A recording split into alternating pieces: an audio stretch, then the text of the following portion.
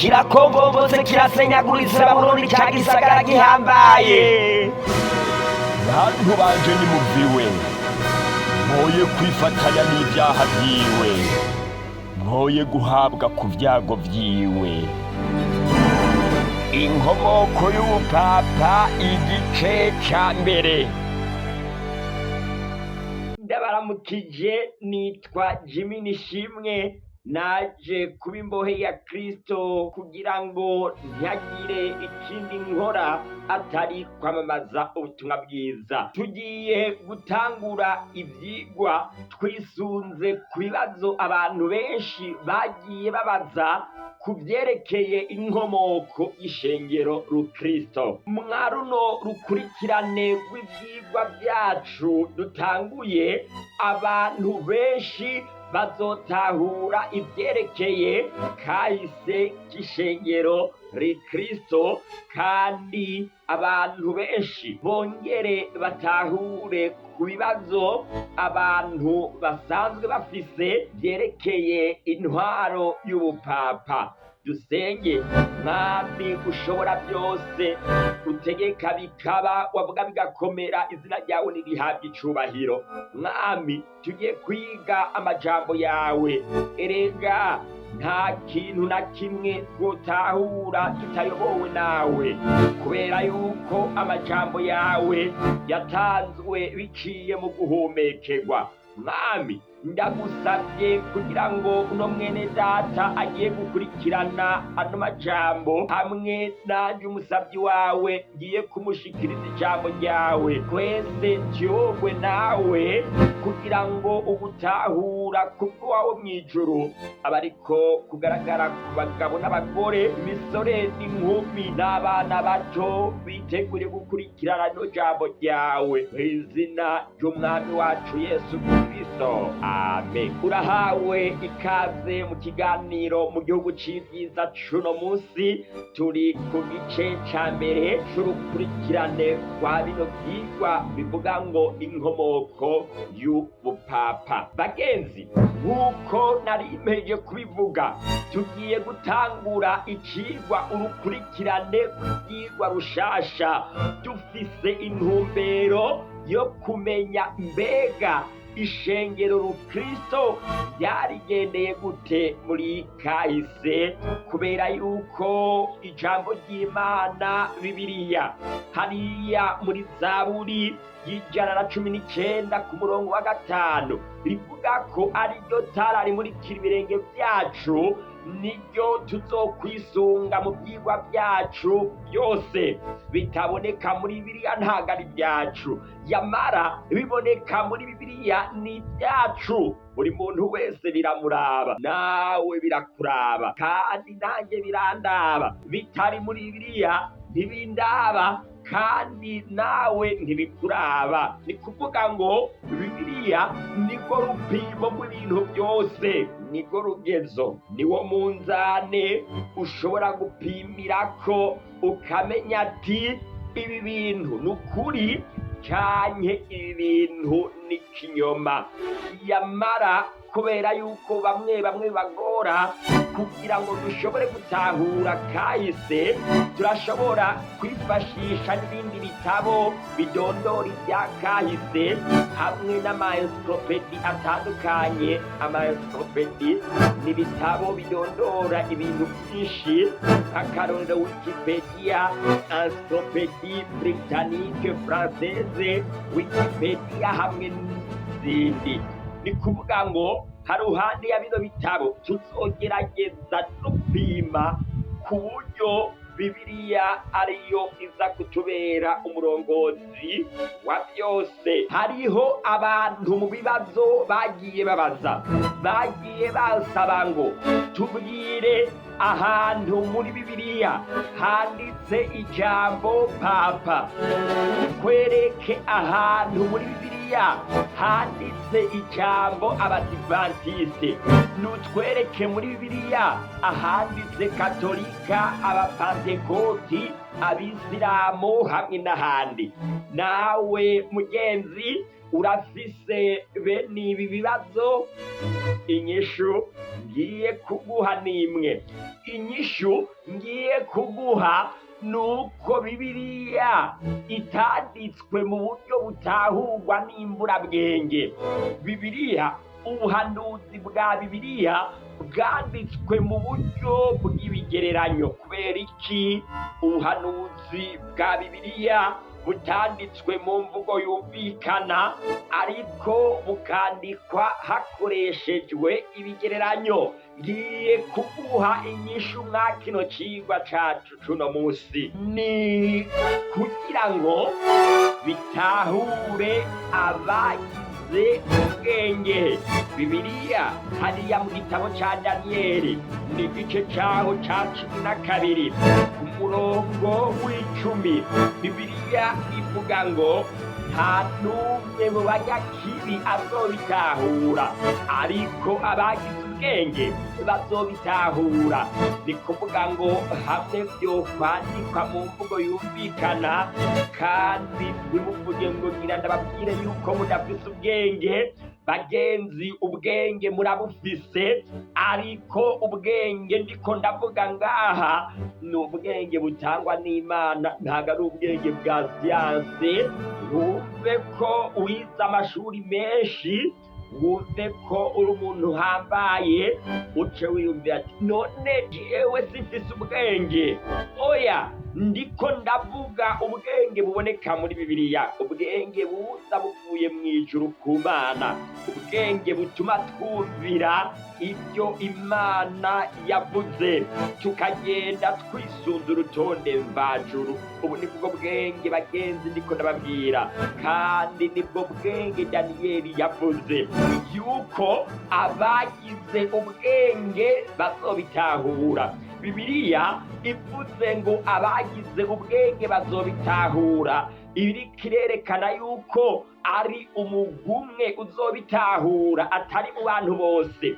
Kubw'ivyo hamwe Bibiliya yo kwandika mu mvugo yumvikana, ntihakoreshwe ibigereranyo, ntihakoreshwe imvugo isa nk'iyipfobeze, abantu bose boca babitahura, mu gihe Bibiliya yoyo yandikiwe abantu bafise ubwenge. Igihe umutumwa Yohana yarari hariya mw'izinga Patimo, bamutayeyo bamuhora gushingira Yesu intahe hariya mw'izinga Patimo. Igihe Yohana yerekwa ubuhanuzi, yaca akaburungika kugira ngo bushikire abo yabariko arabwira. Iyo ubuhanuzi bwandikwa mu mvugo yumvikana, abasirikare bari bacunze kiriya kigwa ngo Yohana ntaveyo, barasoma ibi bintu Yohana arungitse, bakumva ngo igikoko, ngo umusozi, ngo ahantu hakayangana, kubera yuko bari bararungitse Yohana mu kizinga Patimo kugira ngo Yohana aze yicigweyo n'intuntu hamwe n'irungu, kanatsinda yarari n'umusaza. Abasoda barasoma, kurumva ivyo biti, ico gikoko bamara kubisoma bakavuga ngo intumbero yacu twayishitseko, wa musaza yamaze kumusaza, n'ubwenge bwatakaye, reba ibintu namwe asigaye yandika. Maze bagaca babireka bikarengana, maze byamara kurengana bigaca bishikira bene vyo. Iyo Yohana agihabwa buno buhanuzi mu mvugo yumvikana, bano basoda bari kumenya ivyo ari vyo, kandi bamaze kumenya ivyo ari vyo bakaburizamwo buno butumwa. Imana ishimwe, aba basoda kubera yuko ata bwenge mvajuru bari bafise, ntibigeze babitahura. Nyamara abagize ubwenge buno butumwa bwarabashikiriye kandi barabutahuye. Mugenzi, mu gihe ufatanya nanje kwiga amajambo ya Bibiliya, ndaguhamagarira gusengera mu mutima kugira ngo Imana ikururukirize mutima wayo mweranda, ikururukirize muhemu wayo, kugira ngo nawe ushobore kubitahura, kugira ngo utahure kahise k'ishengero rukristo. Bigusaba kubanza kwiga igice ca kabiri hamwe n'igice ca gatatu c'ivyahishuwe, kubera yuko bino bice vyompi uko ari bibiri bidondora amateka y'ishengero rukristo uhereye mu gihe ca Yesu ukageza na magingaya na bugingo n'ubu. Kubw'ibyo rero mugenzi, ni byiza yuko mu gihe twiga kahise k'ishengero rukristo tuzoza twifashisha bino bice uko ari bibiri. Yesu ashaka guha ubutumwa ishengero ryiwe ry'ibihe byose, ashaka kwerekana ibihe birindwi bitandukanye ishengero ryiwe rizocamwo kugeza agarutse mu kudondora ibizoribako akoresheje ibigereranyo. Yashimye gukoresha ibigereranyo yifashishije ibisagara birindwi byo muri Aziya ntonya, uhereye ku gisagara ca Efeso catangura ibarabara ry'uruhamo, ukabandanya ukagenda ugashitsa ku gisagara ca nyuma cari kiri kwa rino barabara. Ico naco cari igisagara c'indwi, arico Laodikiya. Hariho abantu batandukanye bagiye bavyemeza. Abasomyi benshi ba Bibiliya nabo nyene bagiye bahuriza kwa kino kintu, aho bose berekana yuko ano mashengero indwi aboneka mwa bino bice bibiri vy'ivyahishuwe yerekana ibihe bitandukanye, yerekana ishengero rya Kristo rimwe rigiye kubaho mu bihe bitandukanye. Reka ndabahe urugezo. Uwitwa Thomas Brightman nawe nyene yaravyemeje. Mwene data wo mu Gatolika, umupadiri yitwa Edward Berry yavuze ngo aya mashengero indwi umukama Yezu yavuze ni ekleziya y'ibihe byose. Ekleziya bisobanura ishengero rukristo. Rero bino vyete uko ari birindwi bidondora urugendo rw'ishengero rukristo, bikerekana kahise neza mu buhanuzi, kandi uko Yesu yari yaragiye abivuga niko ishengero ryagiye ribicamwo kimwe ku kindi nk'uko ubuhanuzi bwari bwaravuze. Mu by'ukuri nitwabisoma nawe uzovyibonera, uzobona ukuntu buno buhanuzi bwagiye gusohora akajambo ku kandi, nk'uko umwami Yesu yari yarabibwiye umutumwa Yohana mw'iyerekwa ryiwe ryo ku munsi w'Imana. Ibyahishuwe igice ca kabiri ku murongo w'indwi havuga ngo uri n'ugutwi niyumve ico muhemu abwira amashengero. Mu cigwa cacu c'uno munsi yari intangamarara, ariko mugenzi ndaguhamagarira kwitegura kugira ngo uze ukurikirane n'ibindi vyigwa. Igihe kirihuta, ijambo ry'Imana rivuga ngo muzomenya ukuri kandi ukuri kuzobaha kwidegemvya. Ni vyiza ko abantu bose bamenya ukuri.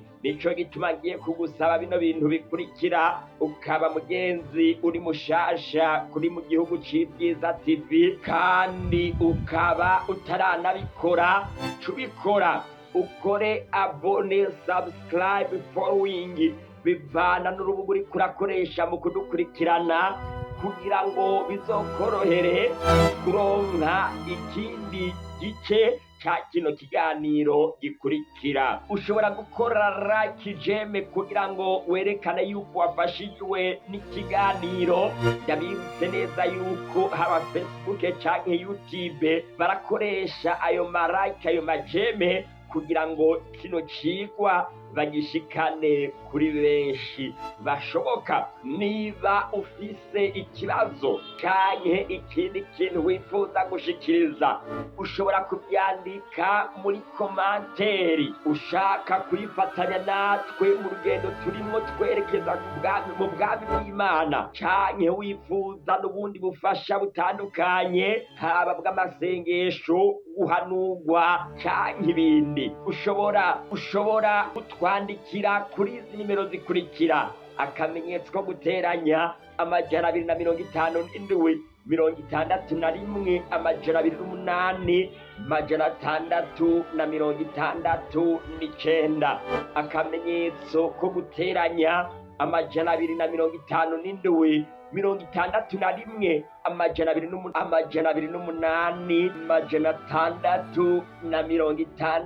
669. Kubera yuko ubu butumwa ari ubutumwa bisaba yuko bushika ku bantu bose. Mugenzi, nawe nimba ukunda Yesu, urashobora kwifatanya natwe mwa kino gikorwa dukorera Yesu, ugakora partage kugira ngo buno butumwa bushike no ku bandi.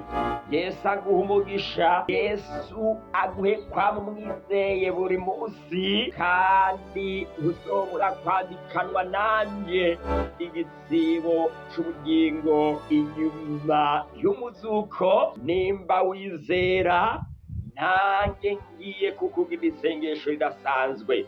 Uhoraho Mwami ushobora byose, urakoze kubw'amahirwe utanze yo kuba tumaze kumva ijambo ryawe. Mwami, ndasenze ndakwereka uno mwene data amaze gukorera kino kiganiro, kugira ngo iby'ukuri n'ibyo kugororoka ukumvira muri byose no kugendera mu nzira zawe aba ibyo umushikanako, izina ryawe rihabwa icubahiro. Mwami mwiza, ndasenze ndakwereka abatanze imitwaro, abagwaye, abafise ibibazo bitari bimwe, abugarijwe n'ubukene. Mwami, abanyeshuri, buri muntu wese umutwaro wiwe, kandi ndakweretse na babandi Satani yaboha akababohesha ibyaha byo mu buryo butandukanye, yamara barifuza kubivamwo. Mwami, ndabakweretse abo bose batanze imitwaro, uhere ku mutwaro umwe ushike no kuwa nyuma, kandi bose ubishure bivanye n'ibyiza ubona bibereye buri muntu wese. Shishikara kubana natwe no kutubera ibyizigiro byakubu n'ibyo mwiherezo. Wame twiteguriye kugusanganira ugiye kuza vuba, mu izina ry'Umwami wacu Yesu Kristo, amen.